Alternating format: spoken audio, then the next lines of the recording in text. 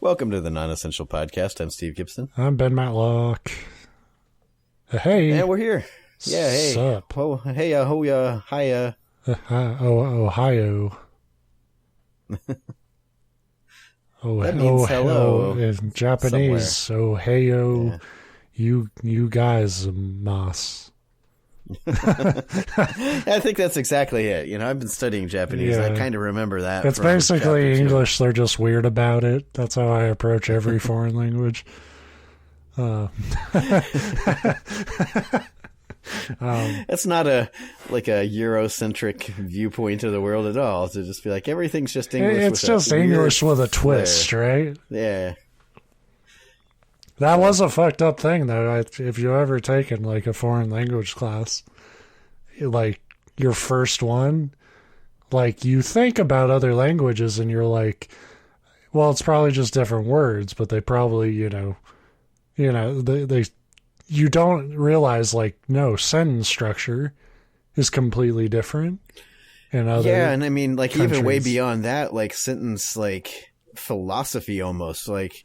For instance, in Japanese, from what I've learned, and I'm like self-teaching, just reading stuff, so I know very, very little. You're closer actually to making your own language than you are to knowing Japanese. Exactly. But there's like they don't use like plural nouns. Like there's just one word, and you get if it's singular or plural from the context, or you can like specify a number if it's not clear, but. You know, it's not like you have a cup and cups. It's always cup. Yeah. And it's like, that makes way more sense. Thank you. I mean, it seems complicated to us learning it, but that's only because English is one of the dumbest languages out there. Yeah. But there's something powerfully direct about it, too. So it's like... Well, the weakness in English, it's like the general rules of English are nice and solid, and then they're like, oh, but by the way, there's 4 gazillion exceptions to every rule we have. That's what I love about it, though. It's a really, it's just a really stubborn language of, now these are the rules, and you can only break them if you feel like it. You know, that's pretty much how, it's why, my job right now is kind of writing related. It's more editing than writing, I guess. But, my coworkers were talking about how they've learned all their stuff in college. And, I'm kind of the one person who's just but everything you learned, they changed a year later. It's, right. They went to a different style and it's so just write it however the fuck you want to write it. And, ignore anyone who's not directly paying you when they tell you you're wrong. That's how I approach writing. See, now I'm picturing the break room there, and they're all sitting around talking about the schools they went to and what degrees they got and this and that, and you're over in the dimly lit corner where the lights burn out, and you're like, I honed my skills on a joystick. I wrote on my friend's video game website, and he never had a complaint. That's a realer experience than any of you mansy-pansy Ivy League. I think it is. I threw myself into a fucking 5-year gauntlet of writing a lot and, no one reading it. And that's a really powerful mental exercise. We were good enough to convince enough PR people that we were a legit, website. And I don't say that haha, we scammed them. That's true. But hey, I feel like we did a good enough job. Once I got a video game for free, I was like, I made it. That's all there really is to it. What did your fancy college degree get you, medical boy? That's what, that's how you what that got you? A fucking viral outbreak that we have never seen. Nobody comes to me to deal with that shit. Not only did I get a free video game, but I also set the expectations for my life beautifully. But that was another time. This is a new time. This is a new podcast, and not new, but we're over 150 episodes. Which is fucking scary. It's funny because, when you're talking joystick, it's things well, this is our new venture. It's no, we're old still. We're double old. If you've never listened to the show before, we tell each other stories, and sometimes they're good. Sometimes they're real shit. So, buckle up. And I thought this week, well, hell, it might be. I can't judge if it's shit or not until after the shows, until we say toodaloo or whatever stupid ass week sign off that we have by the end. But when the show withers and dies at approximately 30 minutes from now. I really thought I was going to be in trouble for a topic this week, though, because we've been busy with, it's the end of the year stuff with the holidays. It feels like there's just constantly every day there's like a one-off thing, like a daycare thing for my daughter, or we took her to see the zoo, decorate some Christmas lights, or there's a family thing or a work thing. They light the whatever. They wrap a lion up in Christmas lights. Yeah, it's pretty cool. Like the animals seem like they're in immense like discomfort and pain, but as the like popcorn eating crowd, you're just like, just think about all those bright lights around them. To them, that looks like fire. They feel like they're in hell. But it adds to the ambiance when you have screaming animals, and just like they don't light the animal enclosures because, like you said, that's probably not great for the animals. But they can still see it, and they don't know what Christmas lights are. They're just like, "What the?" To be fair, they don't really understand people. Yeah. That's why the zoo's kind of a fucked up thing, right? It's like you separate yourself from a pane of glass, and now every impulse in their body is like, I should be eating him right now. Why can't I reach him? But you keep them in there long enough, that should be food, and they're like, they're friends now. Until you go in there, until you run out of fish. Then watch those penguins turn. Flamingos, those are the ones you have to watch. Oh, I don't trust them either. I don't trust anything I don't understand how they stand upright. Right? It's one thing to be able to stand on one leg. I can kind of do that a little bit, but to be that proportioned and stand on one leg, it's like that doesn't... Anyway, my point is I thought I wasn't going to have a topic, and then I thought I was going to just spend like maybe a half hour to an hour bitching about the NFL and the Browns situation. Yeah. That fucking sucks. A little Christmas gift to ourselves when we completely derail a show. I was just pulling into my driveway after work today, and I heard Case Keenum just tested positive for COVID too. It's like fucking great. Like it is brutal. I just looked at my fantasy team this week, and I had just changed it because a bunch of guys got COVID. Everyone I changed it to got COVID in like a day. I'm like, I was really expecting the NFL to be like, look, we just can't do games this week because the Browns are hit really bad, but just it's all over. It's really bad. Yeah. But anyway, we're not a sports podcast either, and thankfully I don't have to bitch about that for an hour because I did come up with something. So I guess we'll kind of jump into it. Let's do it.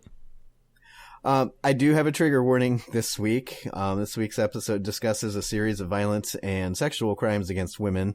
So, there's that. It's going to be one of those crime-murdery episodes. Murder crime. Murder True crimes. murder.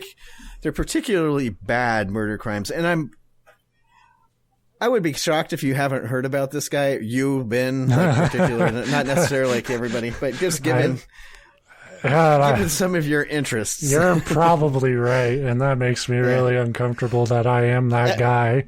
Well, you may have mentioned this. You may have mentioned this guy before. I did a search to make sure we haven't done him as a topic, and I didn't find it. And I didn't remember talking about it, and I feel like I would have. But I think you may have mentioned him before. Very likely. Yeah, it's funny because when I thought to myself, like, I was going to say, I'll lead with that. You probably know him. And I knew exactly that you would react to that with a laugh because it's both true and sounds horrible, but it's just what I really mean is it's more like in one of your kind of interests. There's no there's no smooth way to say I am fascinated by serial killers. Well, and I think in this day and age, it's safe to say that it's not. That doesn't make you niche. There's like 4 zillion serial killer documentaries, and a lot of people are, but it's a naturally creepy topic, right. And it never sounds good when your friends know that about you, and they're like, "Hey, I bet you know about Albert Fish." Yeah, I fucking know about Albert Fish. God damn it. So this guy, you might have met this guy before, Ben. I think you guys used to hang out. You know, Yeah. so that would be a little bit different. But and then the other thing I wanted to point out for people, if you were talking about a serial killer, like, hey Ben, get a grip on your fucking friend. Thanks, friend. They haven't caught him yet. What are you waiting for, Benjamin? Turn him in, prick. And then another thing for people unfamiliar with the show, if at any point it sounds like I'm making fun of or not taking the events seriously, that's like 1,000% sarcastic rage thing, being pissed off at the broken legal system that once again allowed something like this. I say once again, this is an old thing, but this isn't a joke. I'm not like, ha ha ha, this is funny. Well, I mean, but that's just my tone. Well, so much like I can't just blanketly say I'm not making jokes about it, but I mean, people have different levels of sense of humor. I'm not, like, it doesn't come on the show from a place of like, we're edgy and we go after, inappropriate topics intentionally. We are fascinated by these things, and sarcasm sarcasm is sort of how, and humor is how we deal with our cynicism. I don't know if I've ever had a conversation in my life about anything where there's not some element of like joking in it. That's just me. So anyway, that's my point. If it's the first time, just because again, this is a particularly bad case, serial killer, if you haven't figured it out, it's a particularly bad one. But I'm not taking it light. It's horrible. I definitely agree with that. I would love if like all this setup happened and then you just talked about Hannibal Lecter. Like a guy he's not real. It's like, this is a really bad one. So, wait, Hannibal's not real? Let me check my sources here. I didn't come across that. Then who's that standing behind you right now? Anyway, Robert Christian Hansen was born in February of 1939. He grew up in the town of Esterville, Iowa, where his father owned and ran a bakery. So from a young age, Robert was forced to work long hours at the family, business. And though he was left-handed, they forced him to use his right hand, which apparently led to him developing a really bad stutter. Like, I didn't know that was a thing. Like, maybe I've heard that factoid before, but like, I don't know about a connection between like, dominant hand and, speech, but I could definitely see like, trauma leading to it. Yeah, I guess that could be. I didn't think that. I was getting, I guess, a little too technical with it because I'm thinking of like the hemispheres of the brain, and if you're forcing like one to do. But yeah, you're probably right. It's probably just general trauma. Well, I mean, like I'm sure there's a ton of trauma attached to like, you don't pick what hand you're dominant with. It's right. It's a comfort thing. Well. And you can imagine if they're forcing you to. I mean, when you say forcing to work at a young age. It's horrible, but this was the 40s. It wasn't that uncommon. But like, if they're like getting to you to the point where they're forcing you to be right-handed, even though you're left-handed, imagine all the other shit that they're like hounding him about. Yeah, I mean, are you being pelted with bread for fucking every little mistake? You might start talking funny too. Yeah. As a teen, he also suffered from bad acne and was mocked for his appearance and his stutter. And he had no luck with the ladies. Unsurprisingly, he preferred to spend his time alone. And then he eventually got into big game hunting and found it to be a hobby that he could really devote himself to. So if you're thinking that a young man who had been mocked by society and abused by his parents taking up a sport that involves killing things, that it might end poorly, you can relax a little bit, because once he turned 18, he had much less time to pursue the hobby, his hunting, after joining the United States Army Reserves, which we've talked before is a wonderful profession for people that have mental issues. So like a lot of young men with troubled upbringings, Robert hoped the Army would like be a chance for him to basically start anew, get away from his parents, get on his own, maybe like shed that like loser kind of attitude that he had, very low self-esteem. And he seemed to take to it quite well, becoming an assistant drill instructor after only the first year. He also met a woman and eventually married. But believe it or not, he had anger issues and an obsession with getting revenge on people that he felt had wronged him, which is great when you feel like all of society has wronged you too. Which in fairness, they kind of did. But and though he had a respectable military position and wife, he still felt like much of society treated him like an outcast. So it didn't make him feel, more accepted necessarily. When he was 21, he convinced a fellow bakery employee to help him burn down the local school bus garage, which seems like a harmless prank. Yeah, it's just good times. I don't see what all the hubbub is about. Yeah. I'm curious, because nothing I read, not that I dug that I have a couple sources, but I didn't, spend a year of my life researching this guy. I'm curious what his beef with the school bus garage was. Although, as we get into this too, I think you'll come to realize it probably doesn't matter. It could have been just like he didn't like the color of the building and thought that they were mocking him or something. But anyway, this employee, he convinced him to help him, but then the employee was like, that was probably bad. I should probably confess. And he did. And, of course, also turned Robert in. Robert was arrested. I've never understood. If you have a guilty conscience, why are you dragging other people in? That's your baggage. Just turn yourself in. Say you did it all. And then you solve all of our problems. This other guy's probably got off. He was like, he forced me to do it. But either way, he definitely threw Robert under the bus. Although it was a bus that was burnt up now. He was sentenced to 3 years in prison. His wife, while he was in prison, filed for divorce and ended up leaving him. Tragic. Shocking. I can't believe she wasn't ride or die. With your dumb bus blowing up bullshit. You picked the wrong ones. So at this point, he was abandoned by his accomplice, although the accomplice seems like his heart was never really in it in the first place. Yeah. Maybe that was the ultimate betrayal. He was more mad about that than the wife. Probably. I thought we were boys. The wife didn't send him to jail when she left. It was the other guy. But he had only served 20 months of his 3-year sentence because that's how sentences apparently work. And once he was released, he managed to meet and marry another woman, but eventually decided to leave Iowa behind because, Iowa life there had just not been good to him. And he was going to move somewhere where the things were really happening. So the pair resettled in Anchorage, Alaska. That booming town. So after the move, he and his wife had 2 children, and Robert opened up a little bakery in the small community. He was well-liked, and he seemed to finally have a stable and happy life. But as one of my sources put it, some cracks began to show in the facade, which is a hilarious phrase given where this is going.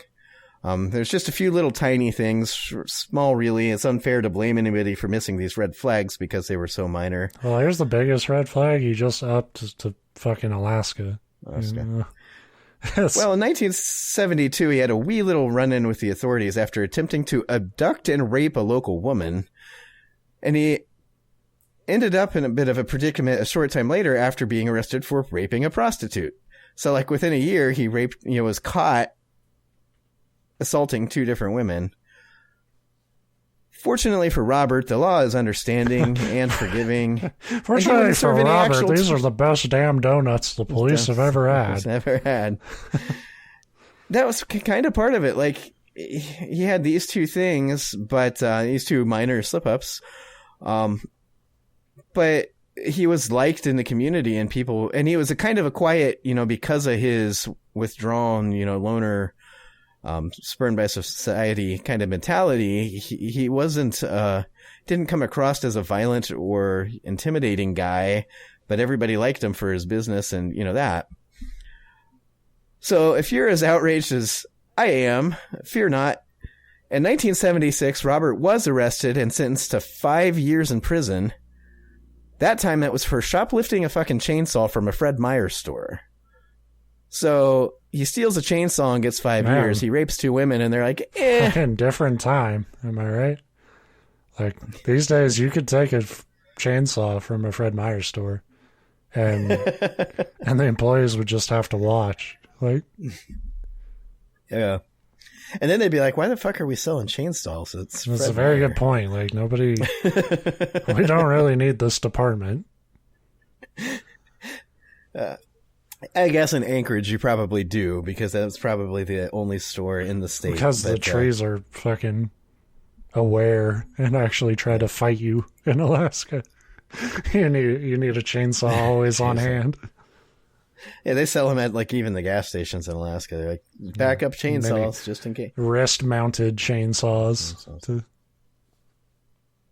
So he was sentenced to time for that. Just kidding. He appealed that and was able to walk away from it too. Robert was once again accused of a crime in 1983, so 10 years after the first two, like, whoopsie rapes.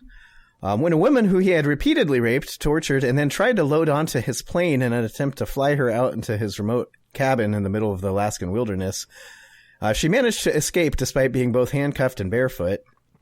See, this is a bizarre case where the guy is like, he is, like, everyone who's thinking, there's enough obvious evidence that this guy is a fucking psychopath and, like, a killer.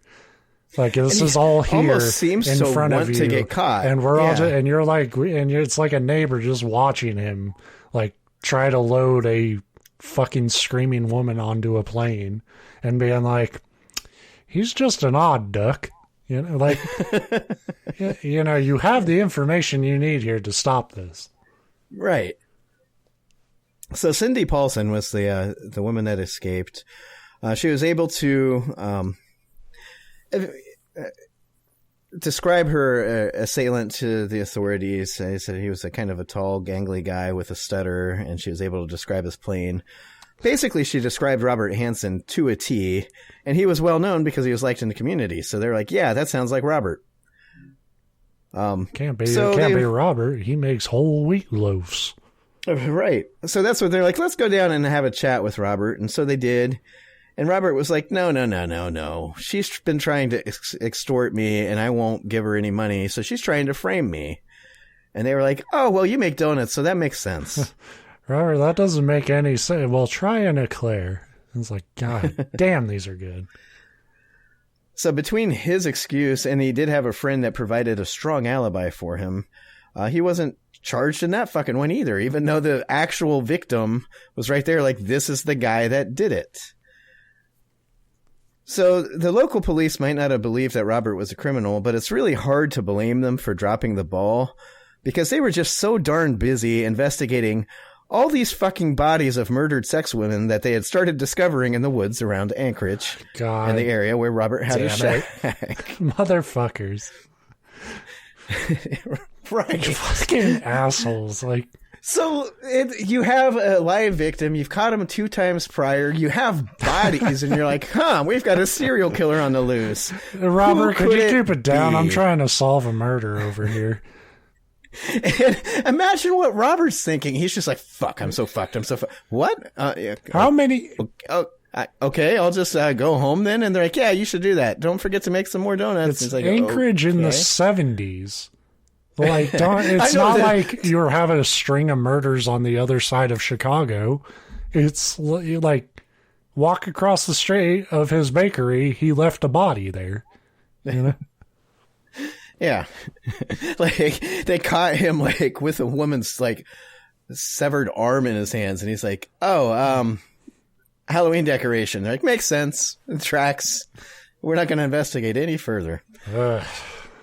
So the FBI was called in to help identify this master serial killer who had so deftly eluded them. Agent John Douglas, who's kind of a legend in the field of forensic psychology. I guess he's I haven't watched Mindhunter, but I guess I don't know if they like focus on different things. Something I read said that like it's based a lot around him. Yeah, so it's like, it's not, I only saw the first season. I don't know how much there is. But it's kind of following him as he goes around. It's him and his partner, and they go around meeting serial killers and trying to develop psychological profiles for serial killers. Yeah, and it's happening parallel to the BTK Killer. So yeah, so they're like going back. It's not like a real life, like where he's currently in, like he's not doing interviews last week and airing them. It's kind of like a reenactment of. Yeah, it's a drama. Yeah. Okay. So, but yeah, so that's the dude, and he was brought in. He put together a profile on the suspected killer. It seems like he might be a baker. Bye. Pretty much. He's likely an avid and accomplished hunter who suffered from self-esteem issues, has been spurned by women, and he even guessed that he probably has a stutter. And although now I'm thinking the guess is more like he saw the other files, he's like, I don't know how to put it in any more plainly, you idiots. It's this guy right fucking here. Like, might be named Robert. They're like, okay, everybody, be on the lookout for somebody that looks like Robert. And it's like, no, it's Robert. It's like, yeah, okay, somebody that acts exactly like Robert. Someone who is Robert, right there. That guy. Arrest him.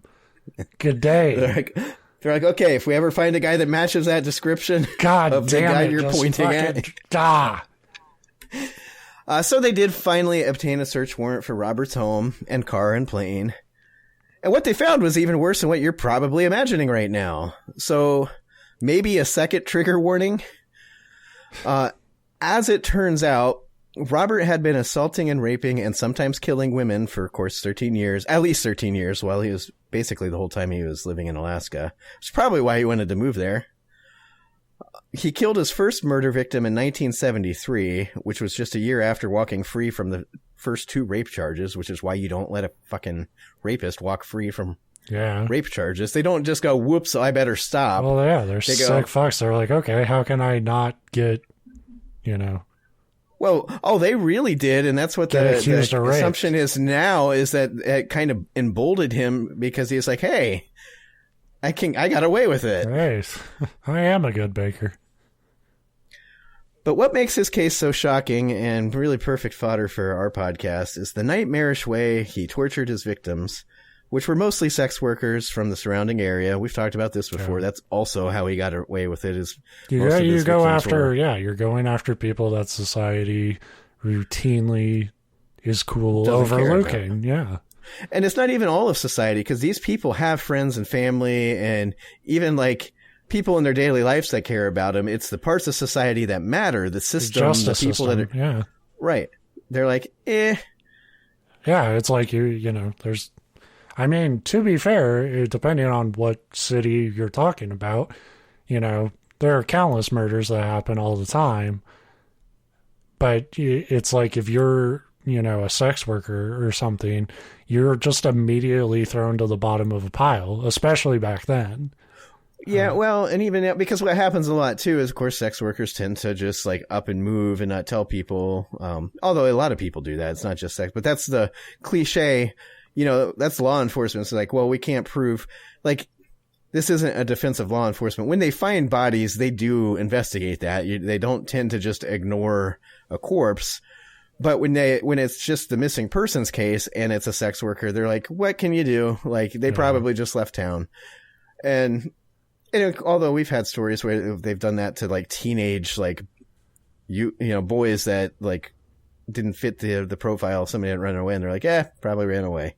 So I guess that's just the generic response. Yeah, I mean, people. But you don't want to paint like, fucking murder detectives with a broad brush and say, they're all lazy, and I don't want to say they're all good. Like, they fucking, it's like anything else. You might get a good doctor, you might get that real piece of shit who can't help you.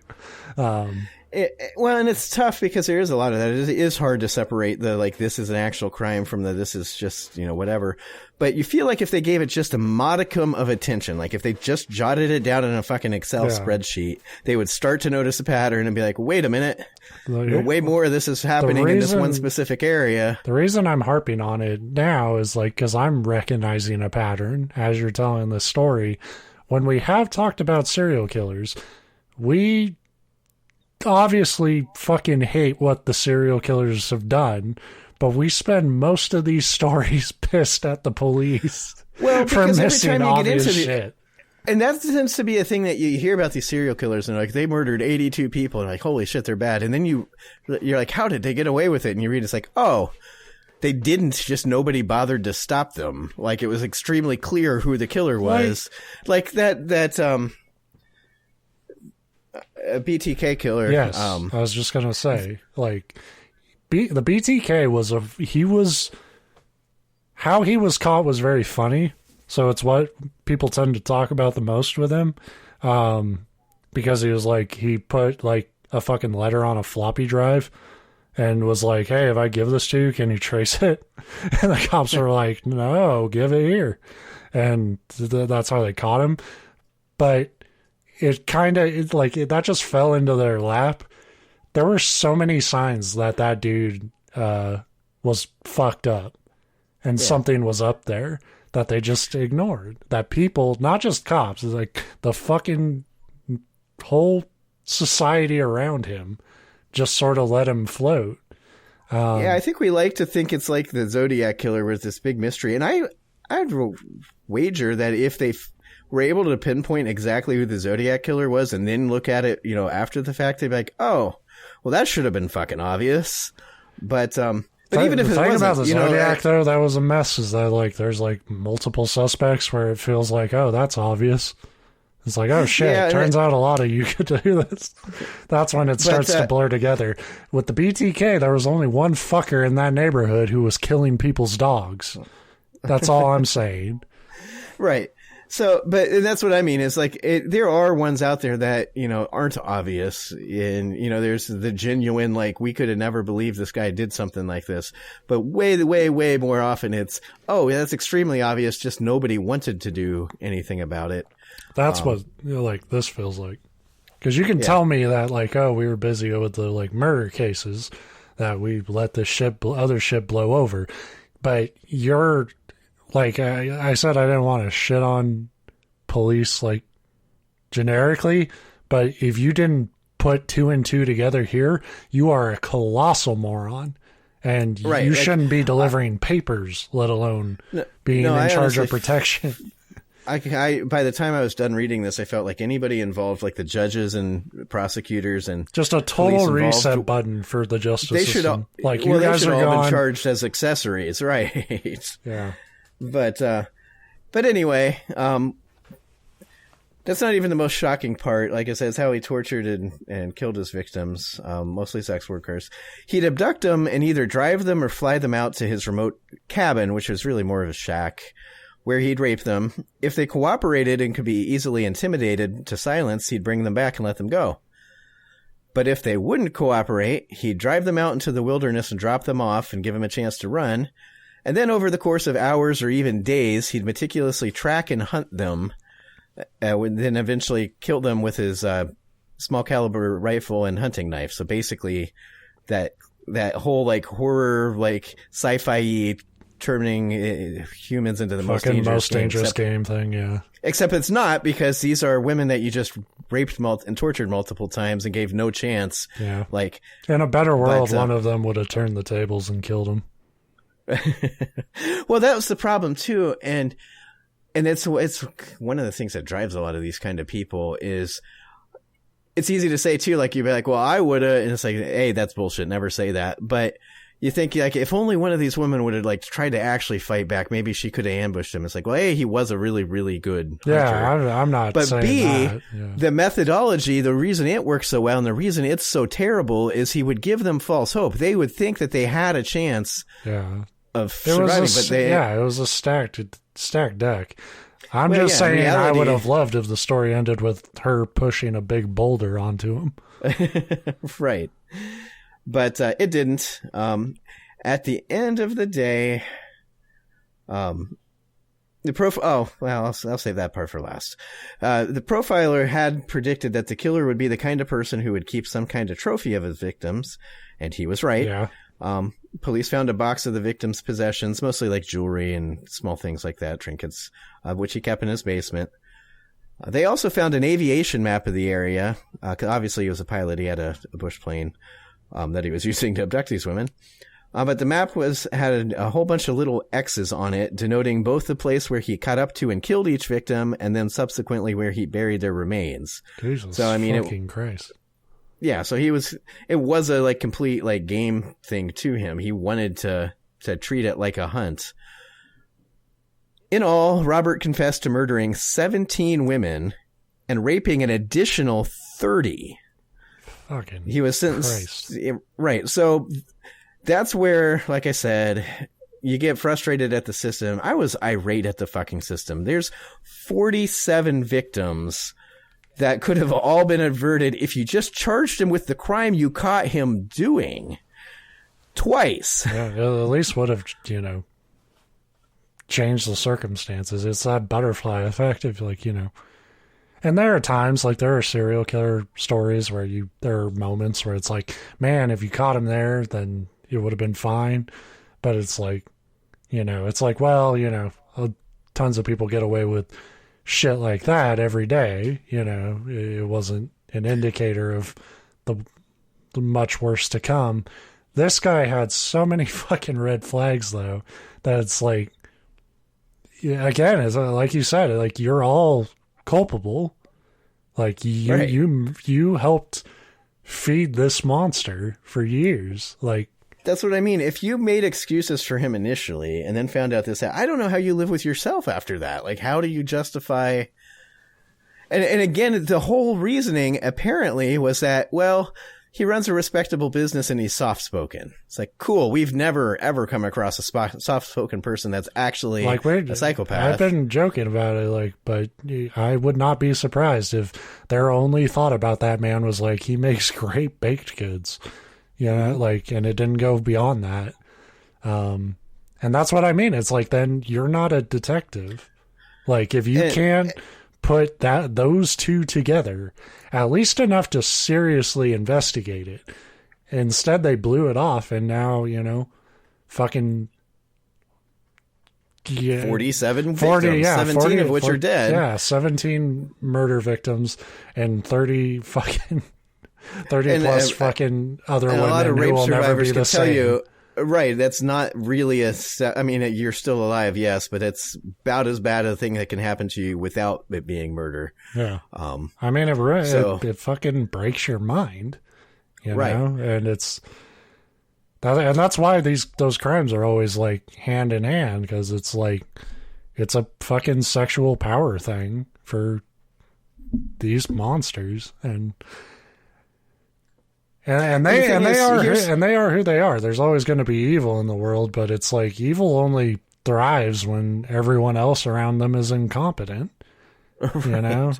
Well, and that's the thing too, is I left off, he had a string of other like thefts, charges and stuff, both in Anchorage and Iowa. So it wasn't like he was necessarily, those things were definitely minor compared to rape and murder and abduction and torture and whatever.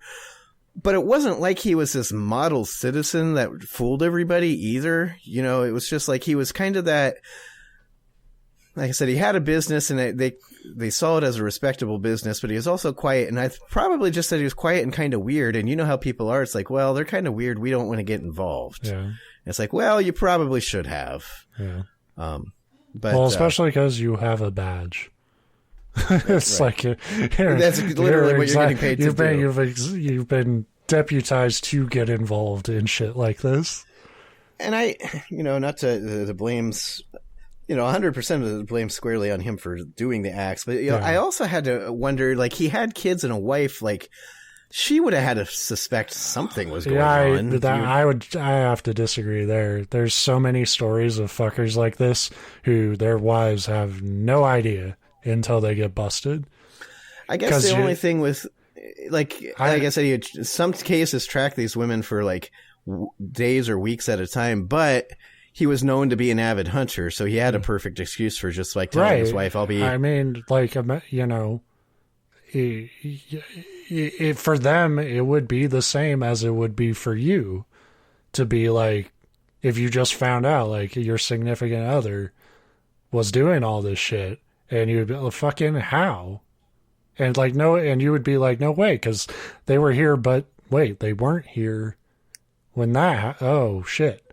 you know, and they are really good at like the performance. Like that's all like marriage and family and shit is. It's the same thing as the job, you know, like he was a baker just because it gave him, you know, a quiet, stable standing in the community. He grew up as a baker. It's just what he knew, you know, that was the family. Yeah, but at his core, we don't talk about Robert the baker.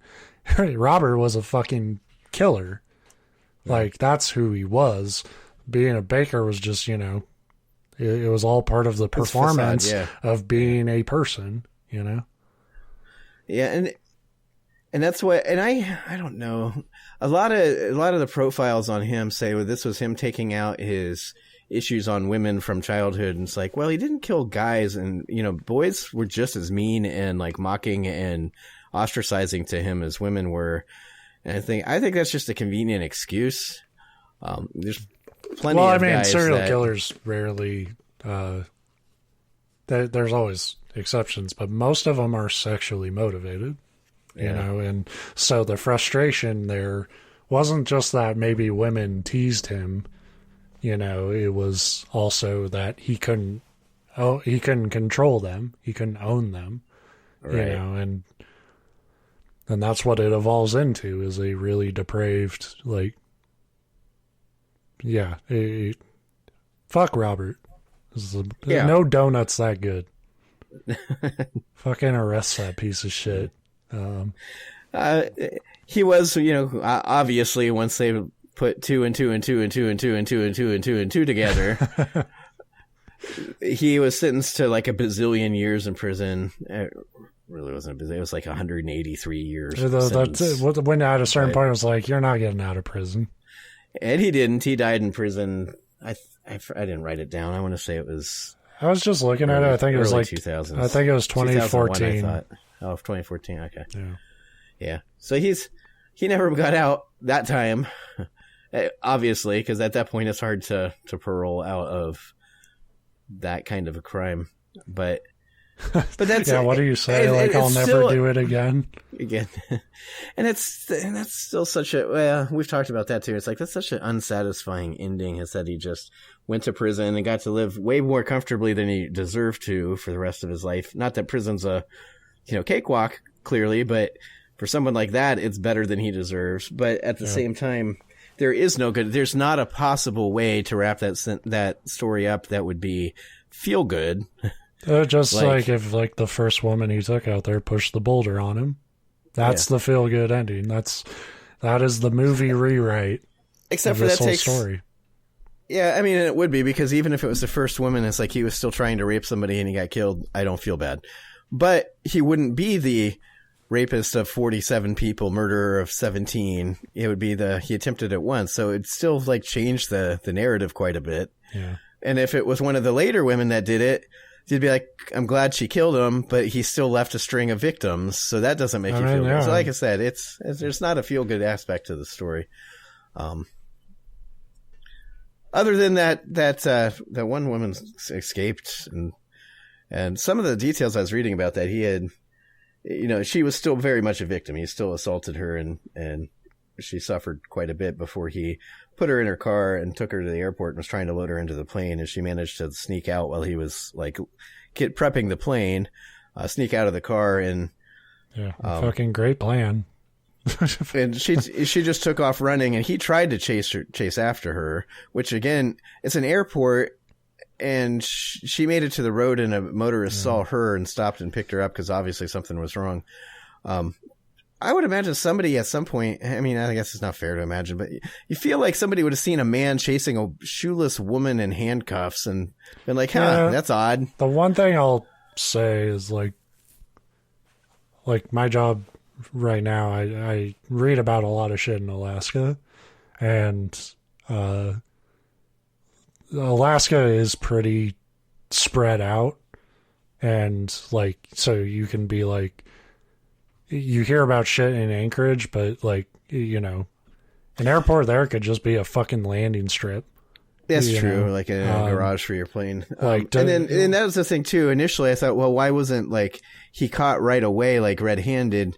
But apparently she, this motorist stopped and picked her up, and she had him drop her off at a hotel or something where she tried to call her boyfriend and then got a cab to another hotel. Like, she didn't go to the cops because she was a sex worker, and that's part of why these people get away with it. But somebody realized something was really not right in the situation, so somebody else called the police, and I think the guy that picked her up after he dropped her off was like, I should probably contact authorities here. Yeah. So she wasn't even initially going to go like to authorities, or at least not in any quick time. But so there was that part of it. Although you would think that would very drastically weaken his excuse. Well, she's trying to frame me. It's like, if she's trying to frame you, why did she not contact the police? Yeah.